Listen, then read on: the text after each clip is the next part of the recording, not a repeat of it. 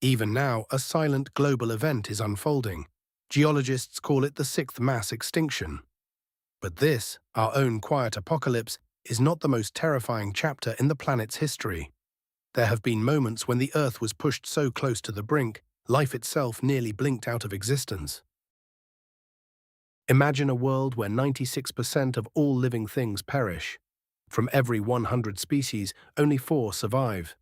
It is an annihilation so complete, it is akin to an entire city being reduced to a single solitary house. Our planet has spun through 4.5 billion years of cosmic solitude. In that time, extinction has been a constant quiet hum in the background of existence. But 5 times, the symphony of life collapsed into a scream of silence. 5 times, the devastation was so absolute that paleontologists today still grapple with a fundamental question. How did anything survive at all? A mass extinction is formally defined as the loss of at least 75% of all species in a geologically short span of time. But what is truly remarkable is what happens after the fall. With each cataclysm, life did not merely recover, it reinvented itself, exploding into forms more complex, more diverse, and more extraordinary than before. Every extinction was a violent clearing of the slate, wiping away the dominant to make way for the new.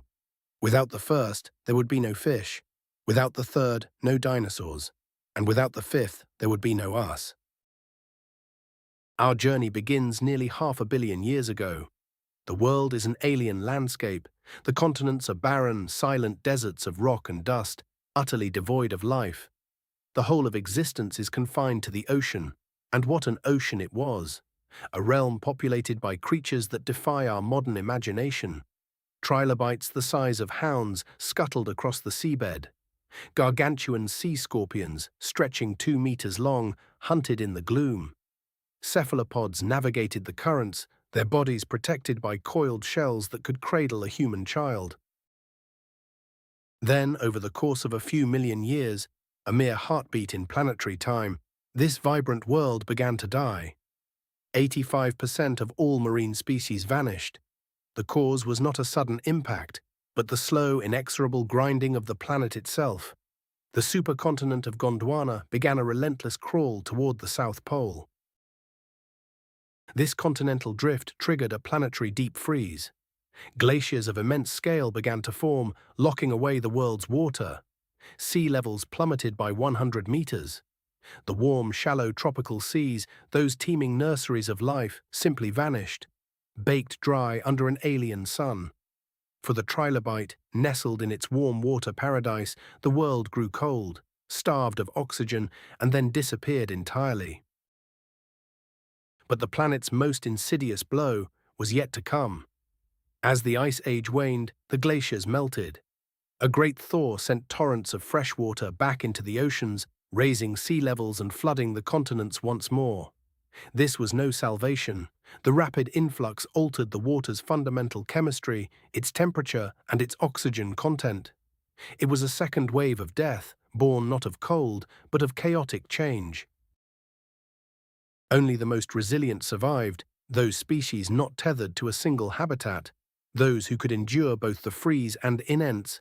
Life prepared its next great leap. For in the crucible of absolute loss, the blueprint for the future is always forged. It was a catastrophe that would, paradoxically, secure our own distant future. For it was in the aftermath of this great dying that life made its final, irrevocable commitment to the land. The planet had found a new equilibrium.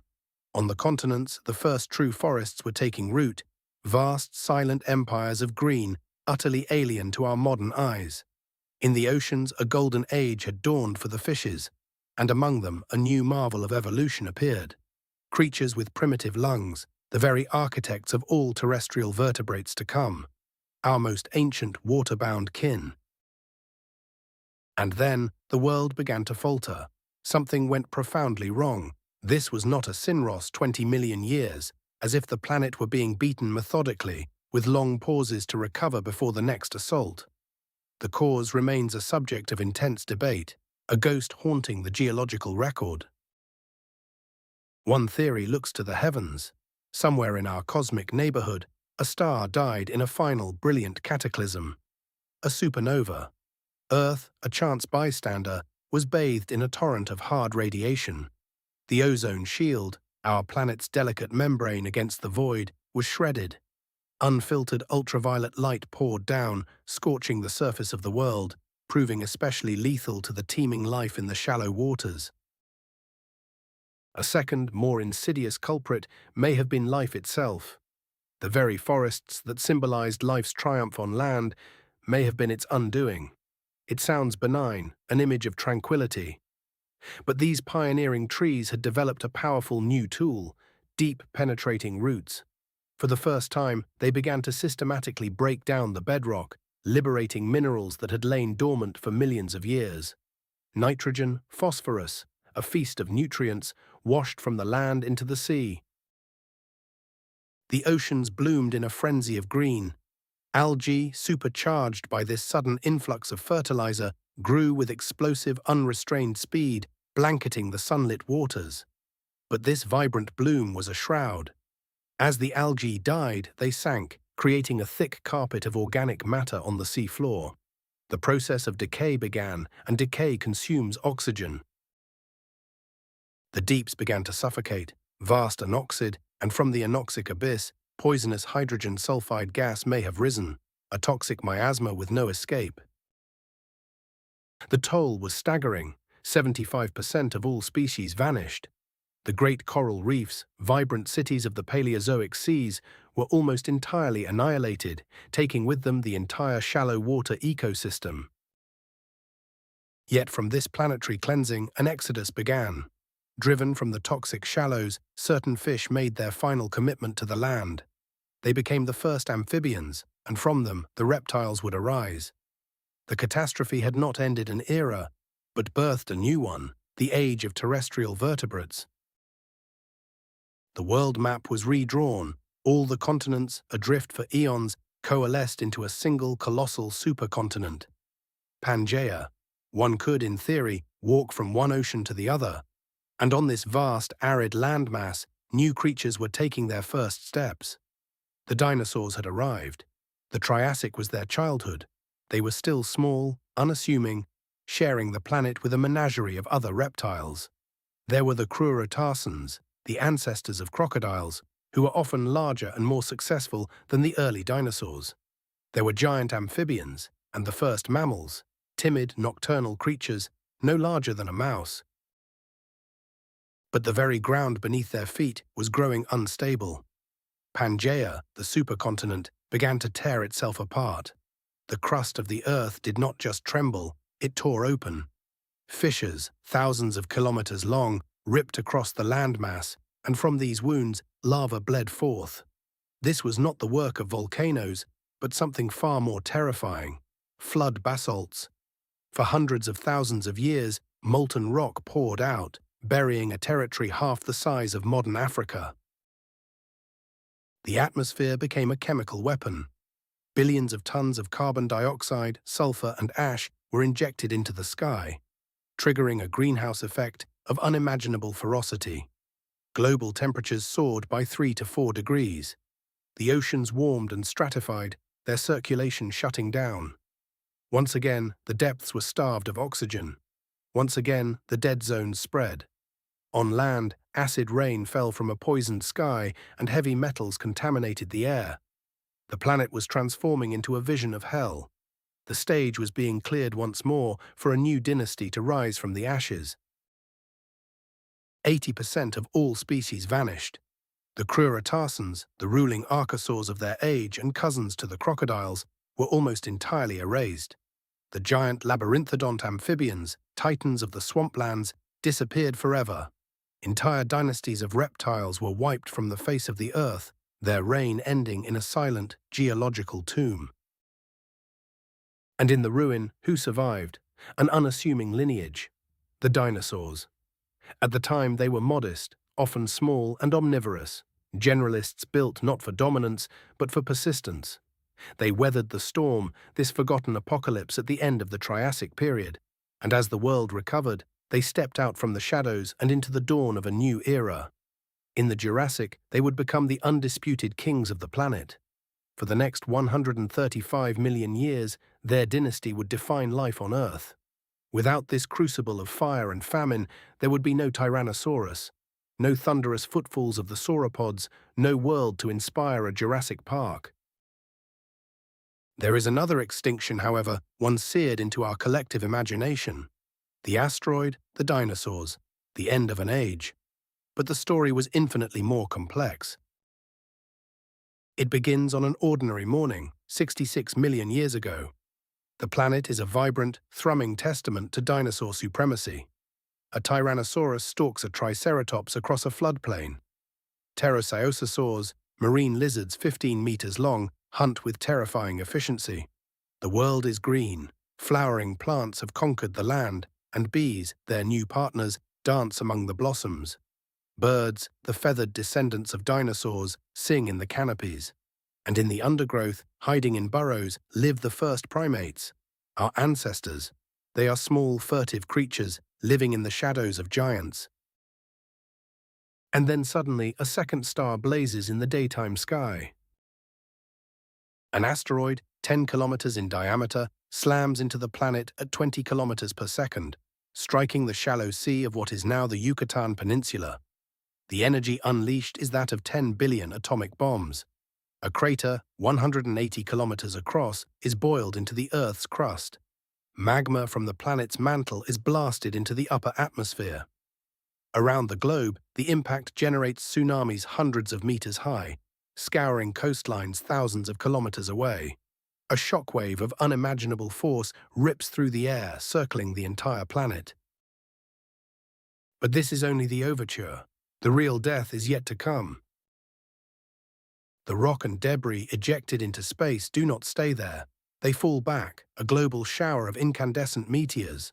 As they re-enter the atmosphere, friction heats them to a glow, turning the sky itself into a planetary-scale oven.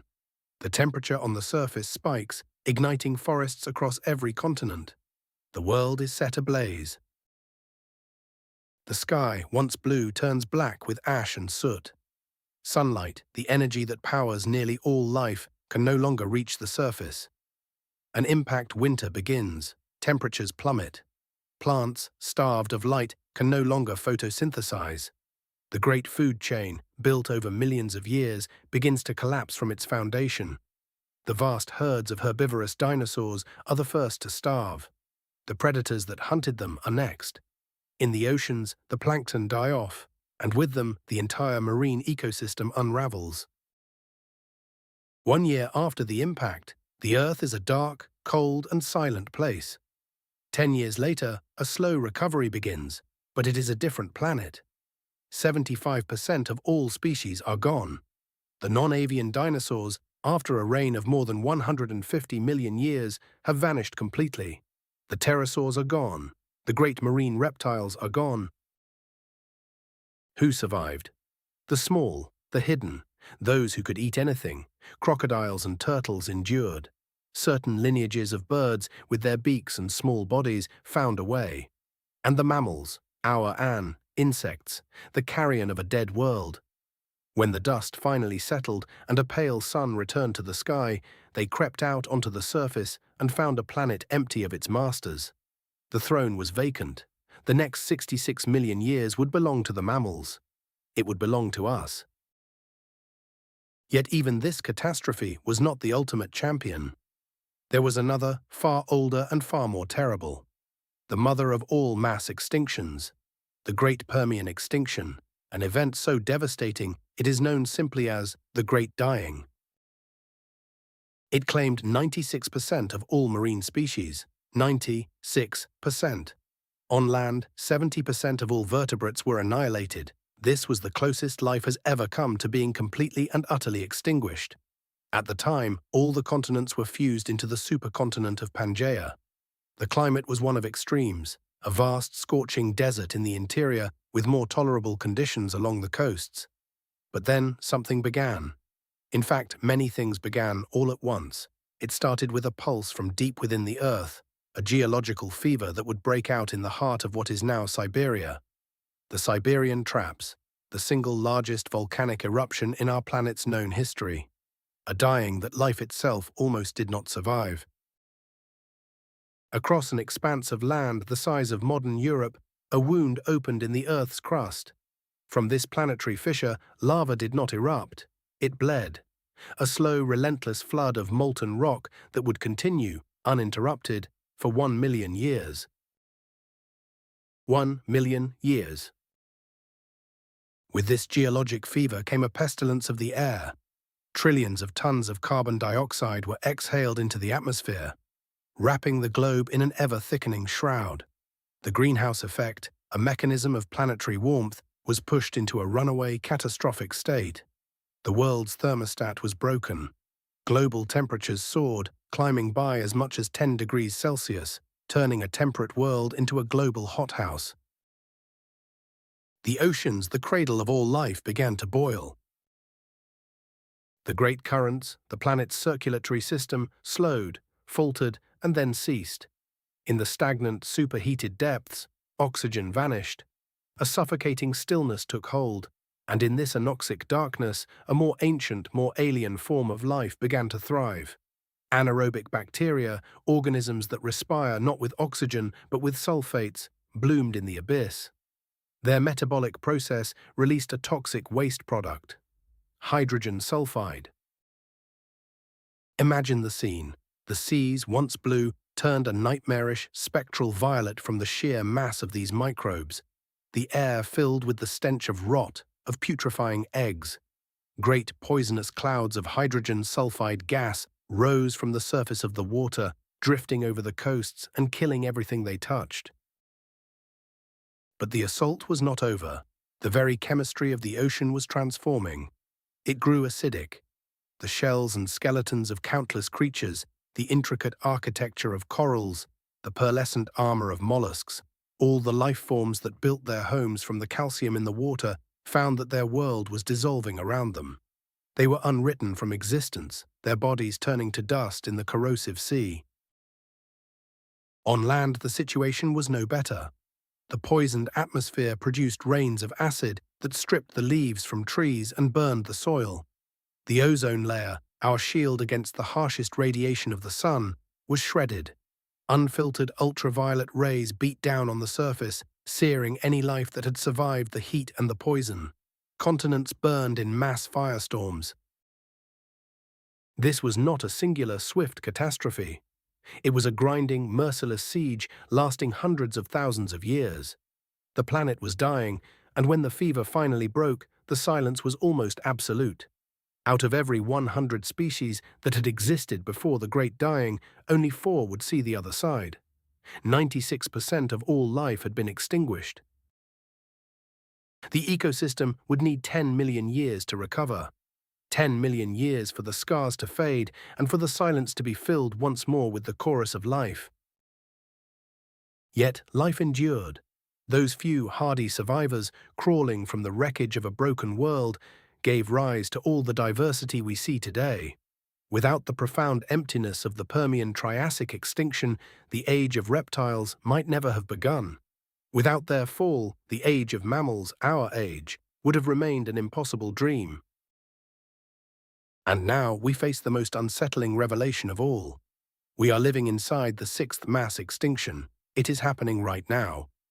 In the last 500 years, more species have vanished than in the 10,000 years that preceded them. The rate of extinction is estimated to be 1,000 times higher than the natural background rhythm. We are losing species every single day. The culprit is not a rogue asteroid. There are no continent-spanning volcanoes. There is only us. The relentless destruction of habitats, the warming of the climate, the poisoning of our waters, the clear-cutting of our forests.